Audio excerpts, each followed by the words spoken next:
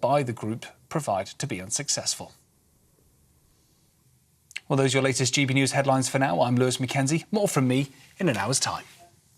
For the very latest GB News direct to your smartphone, sign up to News Alerts by scanning the QR code or go to gbnews.com/alerts.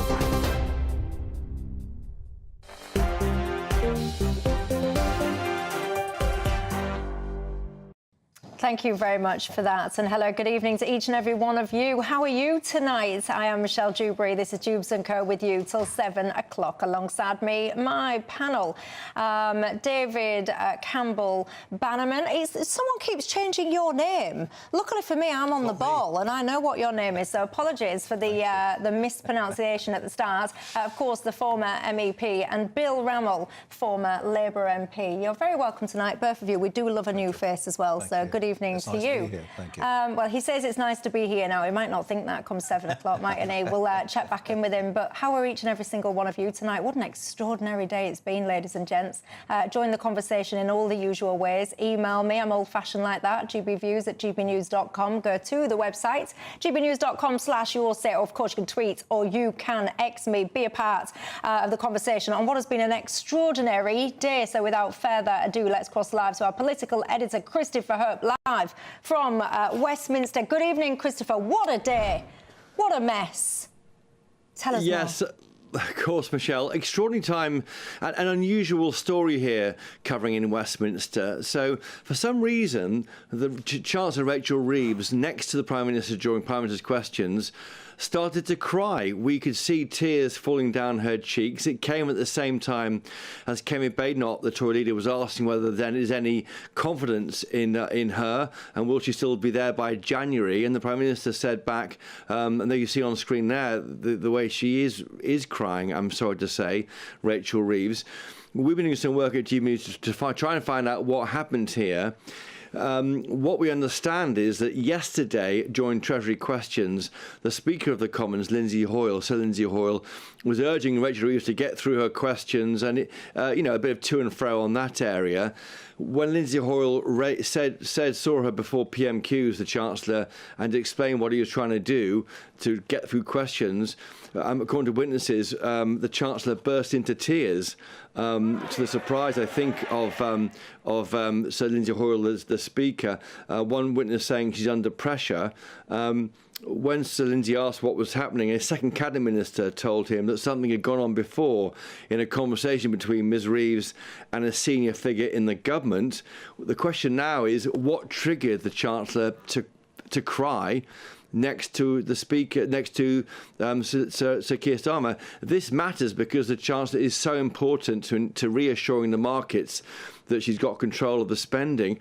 It was an hour between asking what had happened to Rachel Reeves and getting an answer from the Treasury. And in that hour, the price on the borrowing on the bond market spiked. That shows how everyone's watching what happens next. The Treasury spokesman told us it was a personal matter, and they point to that even when I say what was said before that Lindsay Hoyle spoke to the Chancellor. A personal matter, as you expect. We're not going to get into it. The Chancellor will be working and has worked today in Downing Street. And we heard afterwards from the Prime Minister's spokesman that the Chancellor is going nowhere. She has got her full backing. It's been made very clear by senior figures in Downing Street this afternoon that the Prime Minister and the Chancellor are working in lockstep. We're told that they are as close politically as any Chancellor has ever been, and that there's no question about the future of Rachel Reeves as Chancellor from Number 10. She is absolutely 100% backed by Downing Street. So a different story, an emotional story. It's unusual to see, I think, any politician emote like that in public. We don't know the cause why. There was something happened before the Speaker, Lindsay Hoyle, spoke to her, some exchange with a senior member in the government. That triggered it, we think, and the Treasury say it's a personal matter. They're trying to draw a line. My viewers have been asking, some GB News viewers have been asking as well, you know, we're all human. Sure, you might be a politician, you might be on a public profile, whatever, but we all have stuff going on behind closed doors. We have anxieties, worries, troubles, whatever. That is part of life. But some of my viewers are asking, if that's the case, if she's got personal issues or whatever, Couldn't you just not have gone to the chamber then? What's not clear to me is the Speaker Lindsay Hoyle said these remarks that triggered, frankly, the Chancellor bursting into tears before Prime Minister's questions. Why didn't she leave the chamber and take a moment? I mean, everyone gets emotional. We all have issues at home, Michelle. You rightly say that. We all have days when we can't face going in front of the camera. That happens in TV. It happens in politics. Of course it does. Instead, she maybe felt, I can do this, and she sat next to the PM, and then when the spotlight's on the PM, she's next door, and she just kind of melted. It is distressing to watch it. Something happened, we don't know what was said, and believe me, it's the talk of Westminster. But what is clear from senior levels in Downing Street, that the relationship between the Prime Minister and his Chancellor is absolutely sound. They tell us they are as close as any PM and Chancellor has ever been. They walk in lockstep. She's going nowhere. The Chancellor is going nowhere. So that's the support, the absolutely cast iron support for the Iron Chancellor this hour. If that's the case then, because some viewers will be watching this that saw Kemi Badenoch essentially ask Keir Starmer that question, is this person still going to be your Chancellor then? So if we're all besties and nothing to see here, look the other way, why didn't he robustly answer that question in that way then? Well, that is a very good question, Michelle. The answer is, I don't think the PM wanted to look as though he was adopting a kind of, do you have confidence in your Chancellor question, going down a kind of trap being laid by the Tory leader. That was what was happening there. It was almost a kind of being tricked into saying something that could undermine his Chancellor. He was trying to make a joke about Kemi Badenoch's future, saying you won't be there in January. And of course, that question that the Tory leader asked was the question that I asked for GBNews back in January. I said to the PM, will you guarantee that Rachel Reeves is your Chancellor at the next election? And he couldn't say yes. He had a second question and couldn't say yes. It took a day for him to say that, and that prompted headlines about her future. He didn't want to feel he was falling into a trap set by Kemi Badenoch.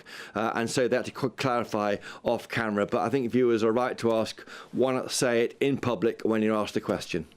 Oh, very, very strange. But Christopher, thank you very much for that latest update.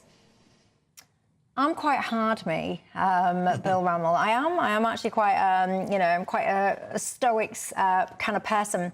But even I felt quite bad when I saw her crying. And I know, because lots of you got in touch saying to me, you definitely do not feel bad because you think about how bad you felt when you lost things like your winter fuel allowance and you felt that there was no sympathy whatsoever coming back from the Chancellor. So I hear you shouting at me at the screen, worry not. But I did feel a little bit bad for her. And then I think there's this little bit of I'm on the fence a little bit because on the one side, there's this, what I think is about unedifying push for Number 10 to come clean and tell us all what the personal issue is, which I think is a little bit unedifying, actually. But then on the other side of that, I'm seeing a lot of people saying we shouldn't look at this crying thing. She's the first female Chancellor, and a lot of people associate crying with females, and therefore you don't want to open that can of worms. But I think that's a little bit nonsense. I don't think females should be exempt from scrutiny just because we're female. Where are you on it? It was distressing to observe her. She clearly was emotional. It is apparently a personal issue. She could have left the chamber, but I think then the story would have been Chancellor not alongside the Prime Minister immediately after the welfare rebellion. So to some extent she was on a hiding to nothing. I think she may, or Number 10 and Number 11 may need to provide an explanation tomorrow if the markets are still febrile. Do you? So you think tomorrow we need to... And by the way, I'm not speculating. I'm just being a little bit flippant. I'm not, speculating. I don't have any information. But are you telling me that, let's just say there was an illness in the family, are you saying that we should get Number 11 coming out and saying, right, so-and-so in the family is ill? And, like, really? In normal circumstances, no. But the position and the judgment of the Chancellor has huge impact on the markets, and I fear that they may be forced to explain what caused that to happen to give some reassurance. What do you think, David? Well, obviously, I hope she's OK, on a personal level, and I like you, don't like, overdoing this personalising of things. It is noted, though. I think Bill is right in the sense that, you know, the pound has dropped against the euro and the dollar. The cost of bonds has gone up. I think the interpretation of her tears by the markets has not gone down well. And actually, I'm told it's cost about $4 billion, and that's almost wiped out her cushion. So there are some serious implications from these tears. I would just end by saying Churchill used to cry as well, and he did pretty well. So. You used to drink a bottle of brandy a day as well. I can tell you now, there's not a huge amount of sympathy coming through. You're a hard bunch, let me put it that way. Lots of you are getting in touch saying, Anne-Marie says, sure, Ms Reeves might have personal problems, but so do what she calls her victims, the farmers, the pensioners, etc., etc. Philip says it's not nice to see any member of Parliament crying, especially a woman, but in 4 years' time, Michelle, he says there'll be a lot more Labour MPs in tears. I can tell you, Simon says, I've got absolutely no sympathy with the tears. Her policy have had so many people in tears, pensioners, farmers, etc., etc.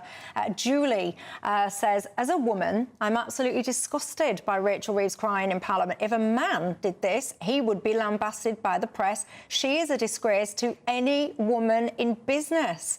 Oh, Julie, that was the point that I kind of tried to mention at the top. A lot of journalists today, I've seen them saying, look, we're not really going to get into this crying situation because she's the first female Chancellor. And there's that whole kind of association with women crying. Is it a stereotype and all the rest of it? But I'm not really cut from that cloth. I don't really, if we're women and we want equality, then we get equality. And equality comes with the good stuff and the bad stuff. And what we can't do is start playing the woman card to exempt us from scrutiny just because we are indeed females. So unfortunately, that does not wash with me. But notwithstanding any of that, it's not nice to see anybody crying. And if indeed there are personal issues, then I hope, of course, all of those get promptly resolved, because who doesn't, ladies and gents, have personal struggles from time to time? But look, the nuts and bolts of the matter, yes, this Labour Party are in government, but are they actually still in power? And what on earth is going to happen about this £5 billion black hole? We've got that and more in 2.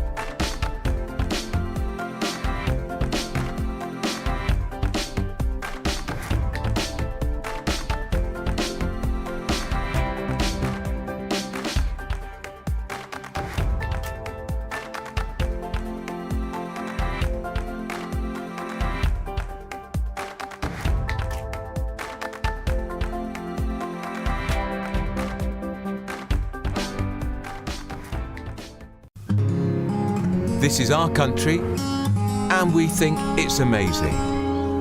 From high tea to the high street, we love it all. Even the rain, we like that too. There's nowhere else we'd rather be.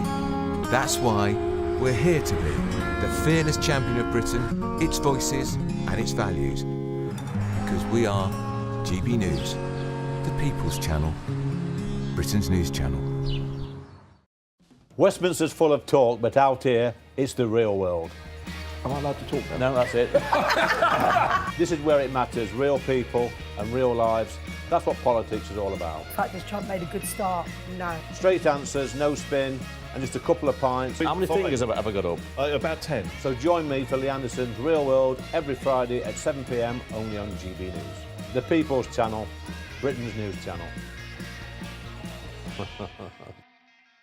Good Afternoon Britain isn't just about us. The wonderful thing about this programme is it's about everyone watching. It's an interactive programme. Well, there absolutely is something to see here, and we're going to be talking about it more. Whether it's breaking royal news, please bring us up to date, or indeed a particularly punchy speech in the House of Commons. Very, very curious. We bring it to you live, and then we bring you live reaction as well. That's Good Afternoon Britain, weekdays from midday. Only on GB News, the People's Channel, Britain's news channel.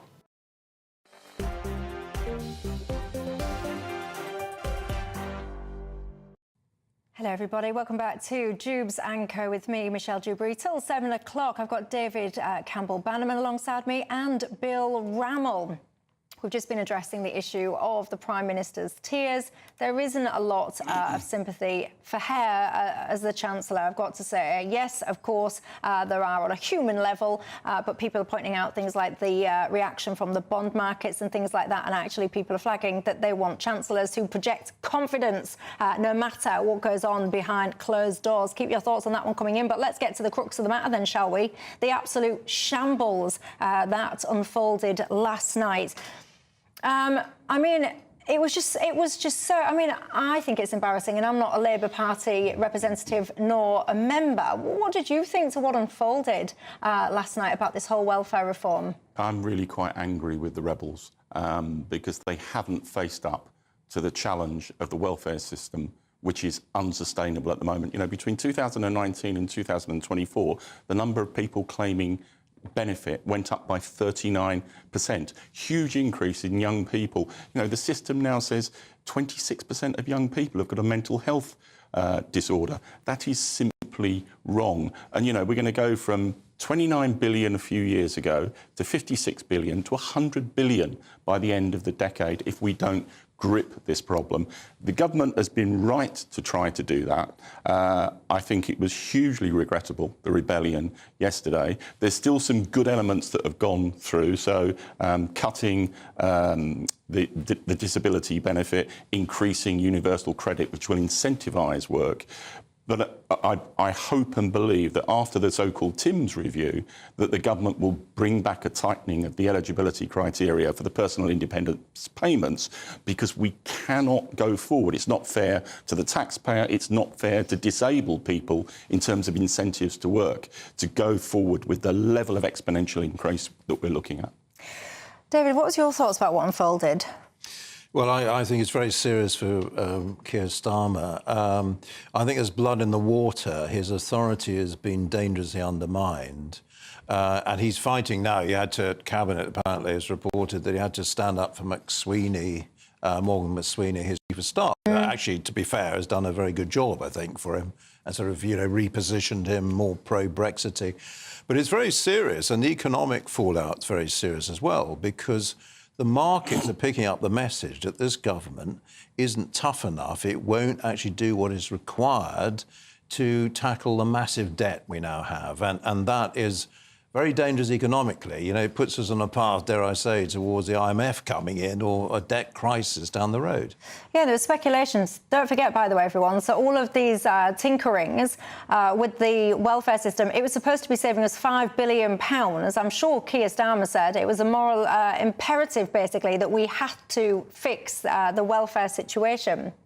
And surely you can have as many rebels as you want, but if you're the man for the job, if you're the leader of this country, you've got to be able to lead your own party. You've got to be able to convince them of the messaging. David, you just mentioned Morgan McSweeney there, and one of the criticisms is that this idea was essentially dreamt up behind closed doors. It wasn't strategically thought through. It wasn't tested with the PLP, if you would like. It didn't take people on that journey and take people with them to get their buy-in. Is there any truth to that, do you think?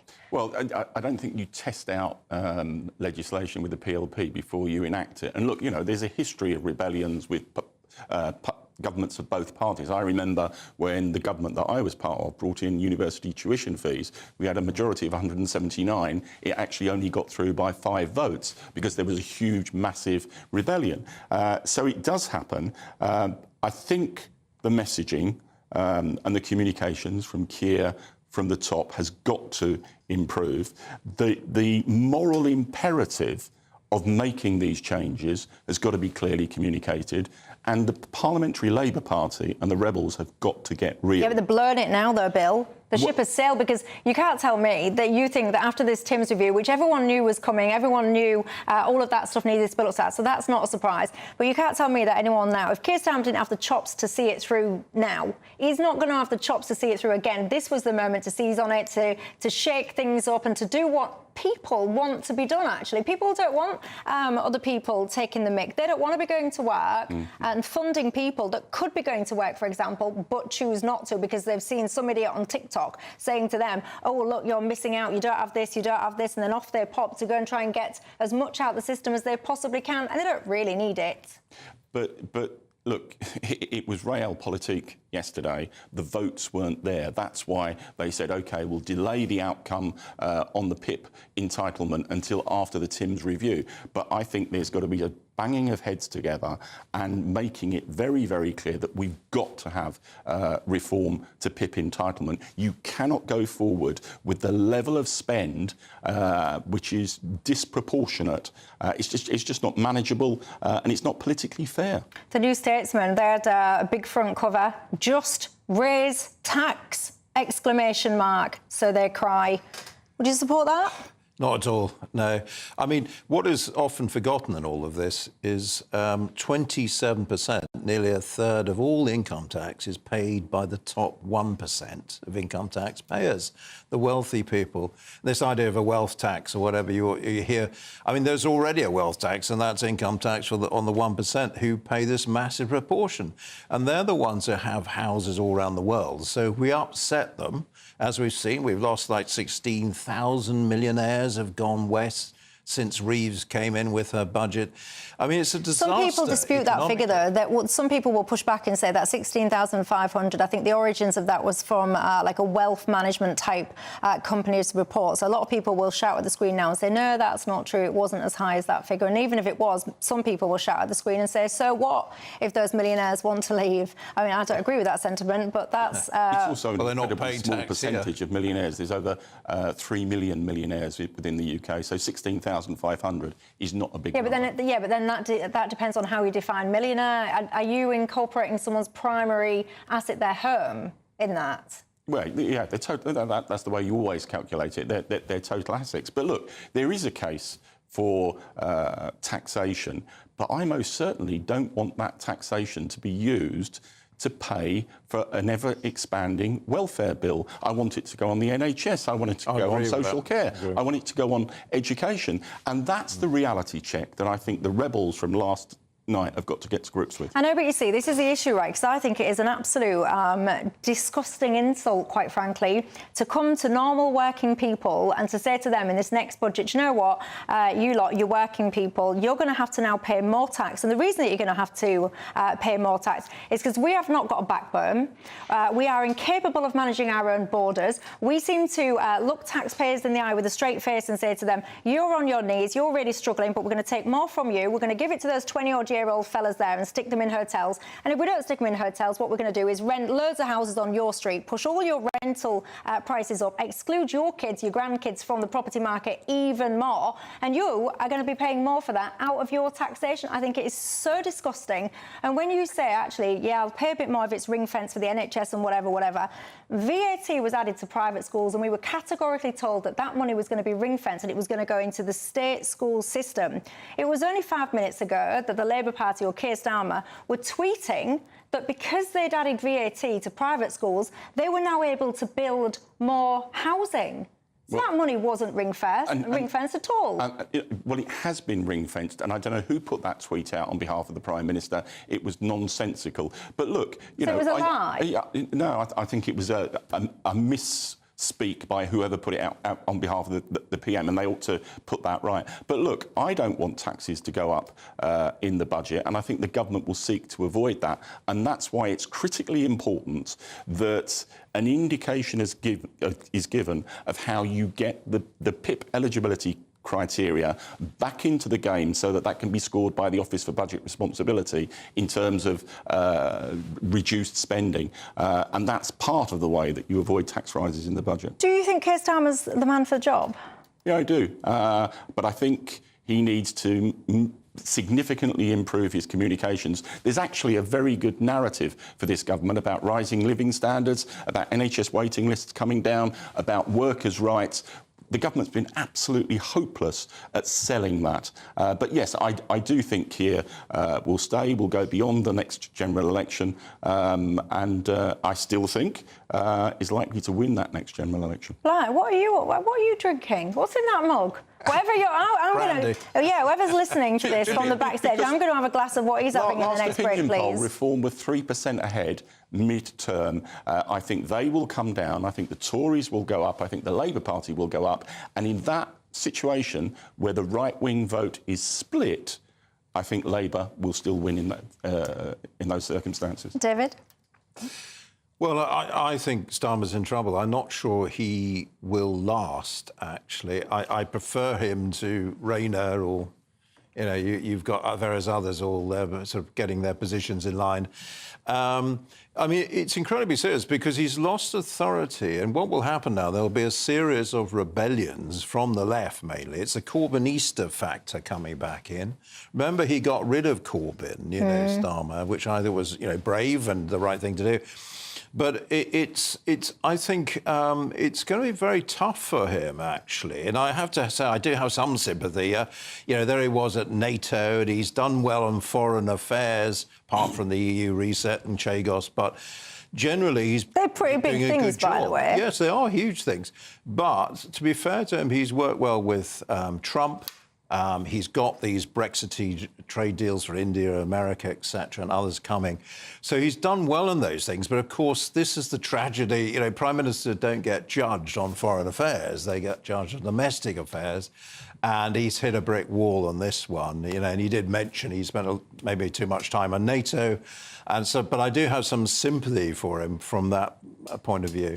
I'm old enough to remember when he was asked in a quick-fire question, Keir Starmer, Westminster or Davos, and his instinct... Davos, man. He said Davos. Do you remember that, ladies and gents? Anyway, do you share Bill's optimism? Do you reckon that he's not only going to be here until the end of this Parliament? Oh, no, he's going to take us to the next one as well. Your thoughts? Get in touch now. At the top of the show, I played you the clip of Zara Sultana describing that we're all Palestine Action now. Bit of a flaw in the plan, though, because MPs have just voted with a massive majority to prescribe said Palestine Action as a terrorist organisation. Let's discuss in two.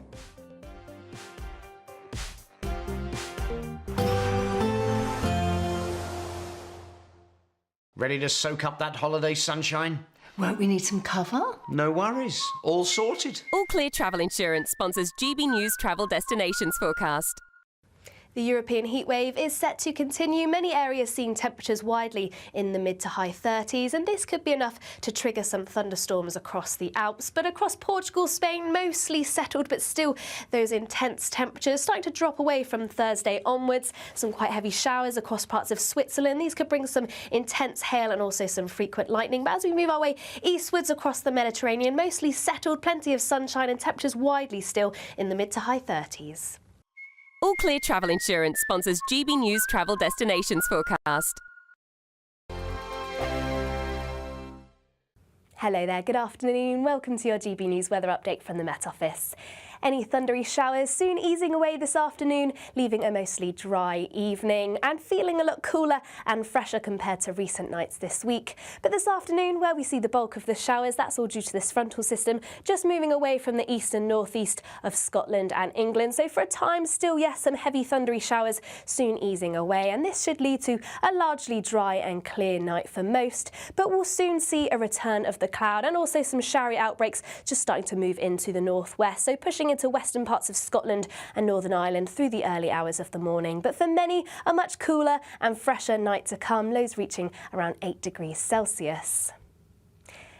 Now, for many on Thursday, it should be a mostly dry and bright day, but it is going to be a very different story across northern areas. More clouds starting to push in from the west across Scotland, some showery outbreaks in particular across the west to start, eventually pushing their way eastwards. These could turn heavy at times. Fairly similar across Northern Ireland, but across the rest of England and Wales, a dry and bright and cooler start to the day. And this is where it should remain mostly settled through the morning and as we head into the afternoon. But we'll continue to see this unsettled weather push its way across Scotland, Northern Ireland, perhaps later just clipping some parts of northern England. And yes, some of these showers could be heavy at times, but it is going to feel a lot fresher in these areas. But elsewhere across central and southern parts, plenty of sunny spells, particularly as we head into the afternoon, and still feeling warm in the sunshine, highs reaching around 26 degrees Celsius.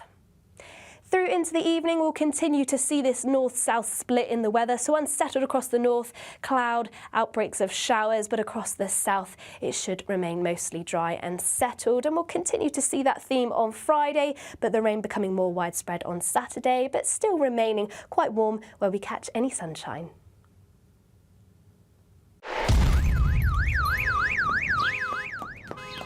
Crash Law 24 sponsors GB News Traffic and Travel Report. Good evening. This is the latest AI travel news from GBnews.com. The M8 Kingston Bridge westbound is blocked due to an incident. Expect delays. Near BTW's Coed, the A470 has closures for roadwork. In Leicestershire, there's a collision on the M1 northbound between junctions 24 and 25. Near Ipswich East, the A14 westbound faces 10-minute congestion delays.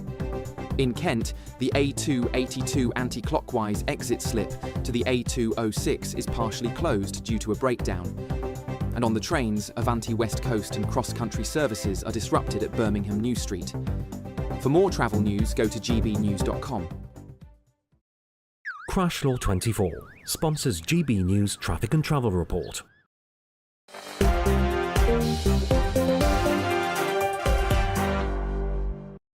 Hello everybody, welcome back to Dewbs & Co with me, Michelle Dewberry, David Campbell-Bannerman, the former MEP, and Bill Rammell, the former Labour MP, alongside me. Hardly anyone has got sympathy for the Chancellor's tears. So many of you have got in touch just saying that actually there seems to be no tears for you guys when policies are taken that really cruelly affect your lives, your small businesses and all the rest of it. So you're passing on your lack of sympathy, I've got to tell you. I do have one viewer though, Richard. He says, Michelle, at the end of the day, Rachel Reeves is a good Chancellor. She's trying to make difficult and bold decisions. It is not an easy job. No, it's not an easy job, but I think it is a job that she very much wanted. You can't have it always. You can't only have it on a good day, can you? Anyway, maybe I am just being a little bit harsh. But look, we heard, didn't we, the clip at the start of the show, Zara Sultana, the MP. Let's remind ourselves what she had to say. Even those who oppose Palestine Action's tactics must recognise the vast gulf between criminal damage and terrorism. If this order passes, what's next? Climate protesters, striking workers, feminists in the street? If this prescription passes, as it will, we have to understand that no campaign will be safe tomorrow. We also have to recognise that this will go down as a dark day in our country's history and one that will be remembered. People will ask, which side were you on? And I stand with the millions of people that oppose genocide because I am one of them. I oppose the blood-soaked hands of this government trying to silence us. So I say this loudly and proudly on Wednesday the 2nd of July, 2025, we are all Palestine. Order! No, we're not. I don't know who that random bloke was that piped in at the end there and shouted out, no, we're not. Which side of that argument are you on? I can tell you that MPs have now voted to prescribe Palestine Action as a terror group. Massive majority, by the way. 385 MPs voted to prescribe it versus 26 that said no. Your thoughts, Bill Rammell?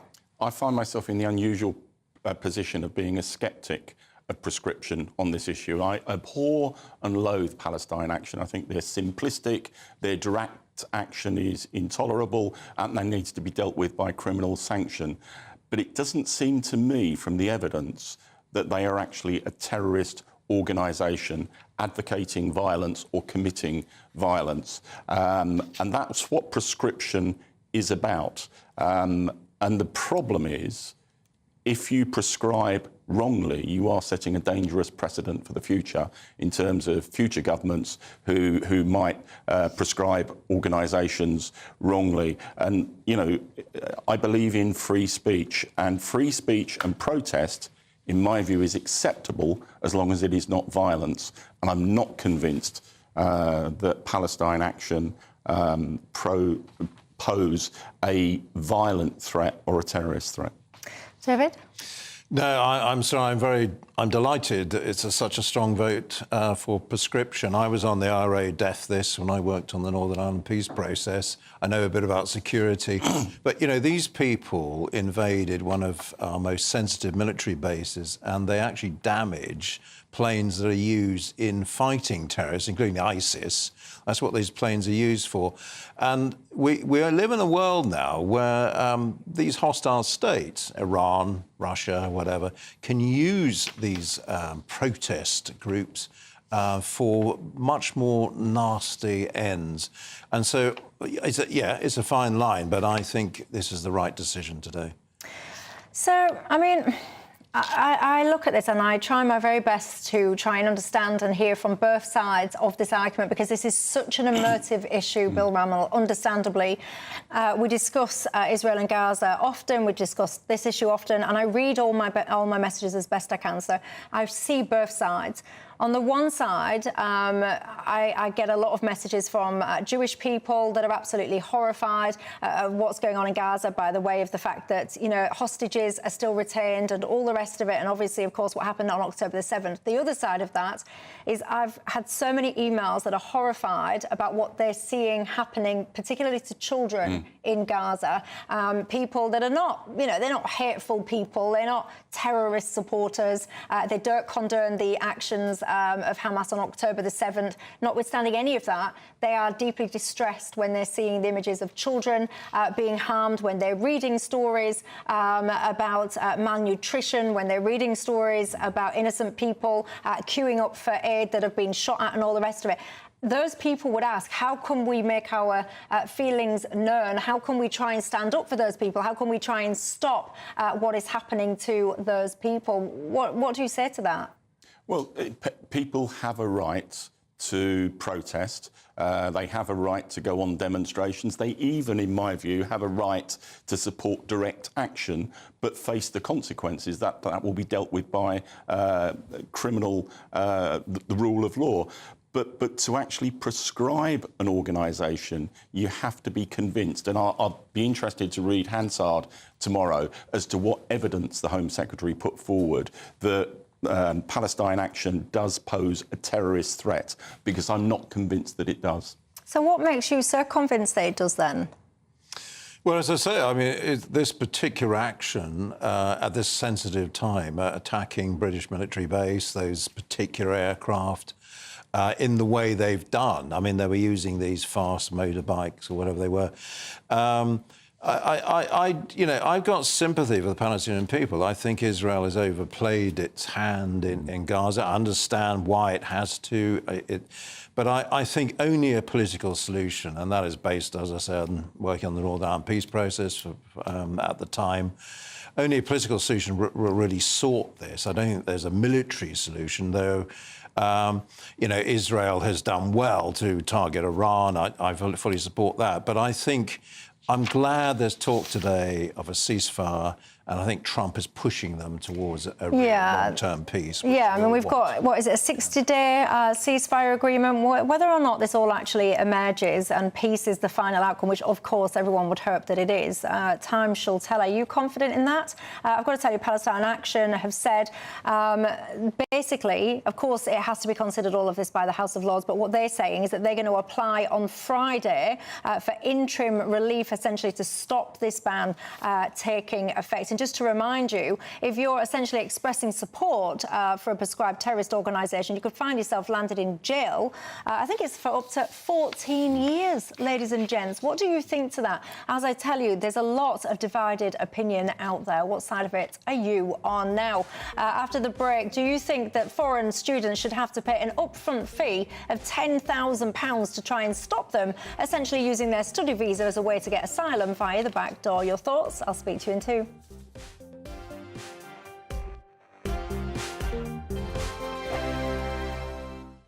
welcome back to Britain's Newsroom with Andrew and Beth. Hello everyone, Patrick Christie is here. I'm Michelle Dewberry. Britain's News Channel. Access the stories that matter to you. Take the GB News family with you on any device. And as long as you have an internet connection, tune in to GB News anywhere on the planet or beyond. GB News, the People's Channel, Britain's News Channel. Join me, Nana Akweer, for an informative, interactive news programme with a difference. It's fun. No, he didn't say that, Dave. I'm so surprised. I think there's an element of truth to that. Join me from 3 p.m. every weekend, only on GB News, Britain's News Channel. Good Afternoon Britain isn't just about us. The wonderful thing about this programme is it's about everyone watching. It's an interactive programme. Well, there absolutely is something to see here, and we're going to be talking about it more. Whether it's breaking royal news, please bring us up to date, or indeed a particularly punchy speech in the House of Commons. Very, very curious. We bring it to you live, and then we bring you live reaction as well. That's Good Afternoon Britain, weekdays from midday. Only on GB News, the People's Channel, Britain's News Channel. In the GB Newsroom, we bring you the news as it happens. With our team of dedicated journalists across the UK, we're ready to keep you up to date with what's happening every half an hour, every single day. Bulletins here on GB News, the People's Channel, Britain's News Channel. Mornings don't have to be tiresome, especially if you have the right company. Wake up to news as it happens, opinion and debate, and of course, a little bit of entertainment too. Because when the kettle's on, we're on. That's Breakfast on GB News, a show worth waking up for. Every morning from 6 a.m. Only on the People's Channel, Britain's News Channel. We'll spread the news, you spread the word. This is Britain's Newsroom, where your voice matters. It's just astonishing. With expert analysis and honest opinion, we don't just keep you informed. We bring you unique perspectives you won't see anywhere else. Can't argue with any of that. When the news happens, it happens here. On Britain's Newsroom, weekdays from 9:30 a.m. Only on GB News. From the school run to the home run, watch a new show for all of Britain. So he can say whatever he wants. A straight-talking show where all voices are heard. And, you know, when are we going to stop talking about smashing the gangs and actually do it? With the stories that matter from every part of our country. There's a bit of a crash landing there for your Chancellor. Bold, fearless and standing up for you. That's me, Martin Dewbs, 3 p.m. till 6 p.m, weekdays, here only on GB News. The People's Channel, Britain's News Channel.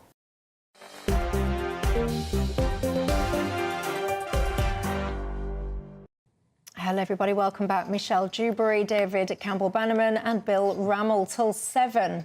One of my viewers has said, do me a favour, Michelle, please can you point out to Bill what violence means? He keeps saying at Palestine Action we're not violent in their behaviour, but actually using physical acts intended to hurt or damage something, etc., is violence.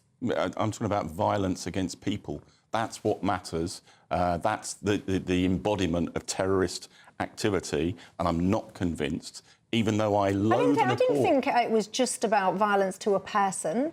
I thought it was using the act of violence in order to try and get political outcome. No, that's not my understanding of terrorism. Terrorism is using violence, it's using force to threaten and kill people, and that is a fundamental problem. But I think if you start prescribing organisations because they take, albeit wrong, direct action, that can be dealt with by the criminal law. You don't need to prescribe them. And I think the problem as well is it's not only the inside advocates within Palestine Action that will be affected by this. It's people who might be going on marches who say they support Palestine Action. they're now potentially going to be liable to significant prison sentences. Well, yeah, Anne says, essentially, we have to have free speech in this country. We have to legally be able to give our views. But Leslie says, if you're a terrorist supporter of any ilk, you shouldn't even be, for example, in Parliament. Jim says, Michelle, why has all of this taken so long? All of this should have been prescribed and all the rest of it for a very long time ago. People are masquerading behind saying that they care for Palestinians, but what they really mean is they hate Jews. I think a lot of people would dispute that because, of course, Jim, there are lots of people that fit that criteria that you've just suggested, but there are an awful lot of normal, decent people in society that just really do hate the concept of children, innocent children, whoever they are, whatever their skin colour, whatever their race or religion or location. Lots and lots of people have a huge issue with those children being hurt, made disabled, starved, you name it. I can tell you that because you all get in touch and you tell me. Now, foreign students, should they have to pay £10,000 up front to try and prevent them essentially claiming asylum via the back door? That is a suggestion that has been made. Is it a good suggestion, David, or not?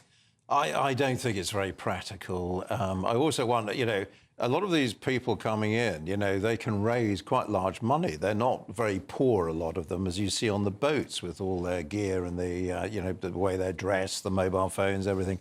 And the point is they pay thousands, you know, to traffickers.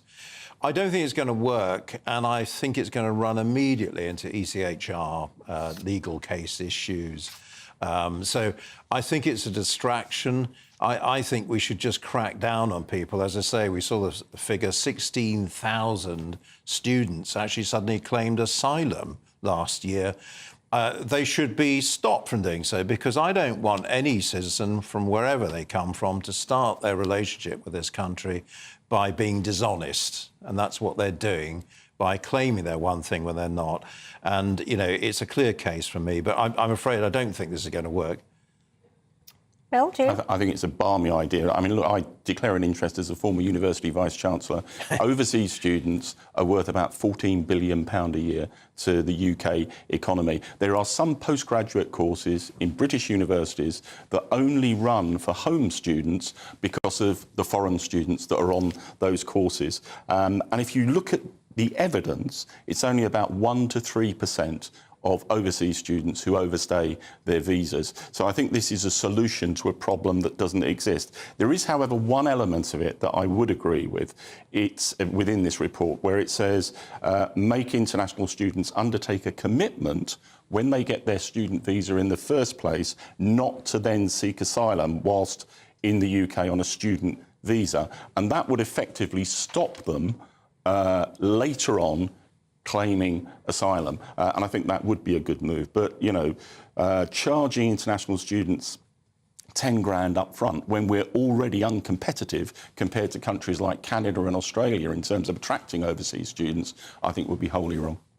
What do you, when people say, people will be shouting at the TV saying, but why do we need so many universities in the first place? What are we doing trying to set ourselves up as the destination to educate foreign students? Because it's in our interests. You know, these are people who will go back to their countries with a good feeling and a good relationship towards the UK, which, if you like, is soft power, which is in our long-term national interest. And I think that's a good thing to be doing. So someone from Timbuktu comes over here and does, I don't know, basket weaving or whatever, and we can tick a box and say, at least he's gone back to Timbuktu thinking that we're a really nice nation. As a former university vice-chancellor, I've seen it with overseas graduates who go back to their countries and then, which is the country they first look to in terms of business relationships, investment, it's the UK, because this is the country that gave them their start in life and their chance through UK higher education. And you know, the public actually back universities on this issue. If you look at the polls, it's about 6 in 10 people think that the numbers of foreign students here are either right or should be increased. So I don't think there is a public... And, you know, the public are very good at distinguishing between international students who come here for good and migrants who don't necessarily do that. Well, there you go. I can tell you, strong opinion. David, he was doing a sharp intake of breath there. He was about to come in, but he's going to have to hold his thoughts on the students for another day because, look, time flies when you're having fun. One of my viewers has got in touch and said, why don't you talk about the impact on SEND children when it comes to private school VAT? We do talk about that often. I think it's an absolute disgrace and a shame for those children. Lots of people getting in touch saying, stop believing Hamas propaganda. There you go. That's all I've got time for. Have a good time. I'll see you tomorrow night.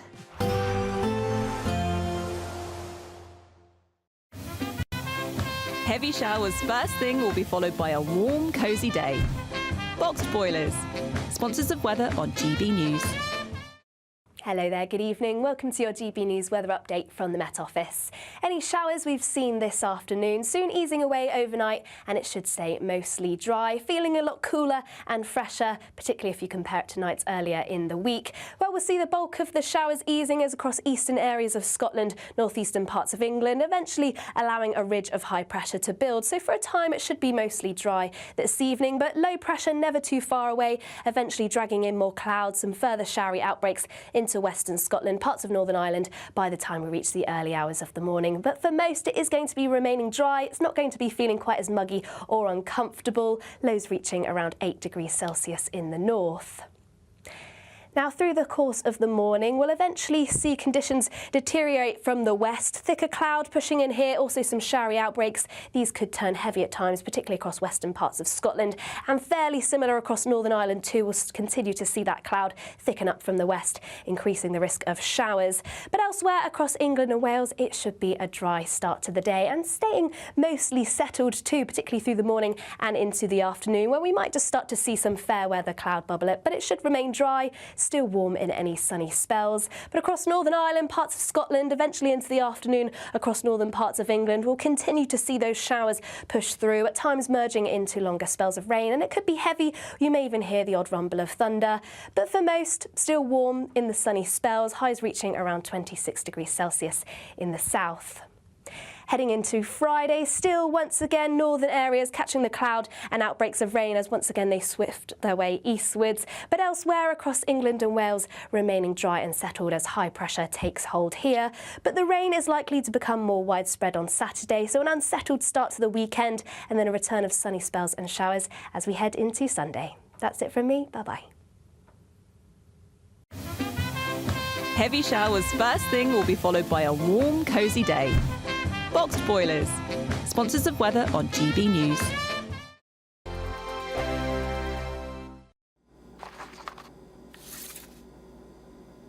Crash Law 24 sponsors GB News Traffic and Travel Report. Good evening. This is the latest AI travel news from gbnews.com. Expect disruption on the M9 southbound at Junction 1C with a closed bus lane. The A4 westbound from Haverfordwest Scotchwell to Deep Lake Farm has one lane closed. The A1M southbound between Junction 41 and 40 faces half-hour delays.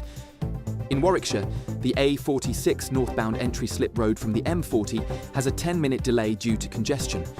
Suffolk sees congestion on the A14 westbound between Junction 58 Bucklesham and Junction 57 Ipswich East. And on the trains, Avanti West Coast and Cross Country report major disruptions at Birmingham New Street. For more travel news, go to gbnews.com. Crash Law 24 sponsors GB News Traffic and Travel Report. £54,321 cash could be yours. Cash that you could spend however you like. It's like having an extra £1,000 each week for a whole year to play with. Someone is guaranteed to win this amazing amount of cash, so make sure that someone could be you. For another chance to win £54,321 cash, text cash to 63225. One entry costs £2.50 plus one standard network rate message, or text bonus to 63225. 5 entries cost £5 plus 1 standard network rate message. Go to gbnews.com/win. Entries start at £2.50. Call 0903 686 3232. Calls cost £2.50 plus your network access charge. Or post your name and number to GB14 PO Box 8690 Derby DE1 9TT. UK only. Entrance must be 18 or over. Lines close at 4 p.m. on the 1st of August. Please check the closing time if listening or watching on demand. Westminster's full of talk, but out here, it's the real world. Am I allowed to talk now? No, that's it. This is where it matters. Real people and real lives. That's what politics is all about. In fact, has Trump made a good start? No. Straight answers, no spin, and just a couple of pints. How many fingers have I got up? About 10. So join me for Lee Anderson's Real World every Friday at 7 p.m. only on GB News. The People's Channel, Britain's news channel. You want to know what's really going on in the corridors of power? Labour don't know what to do with you half the time, and that makes you quite lethal in the chamber. Get behind the headlines with Chopper's Political Podcast. Join me, Christopher Hope, as I sit down with the great and the good of British politics. We'll see where the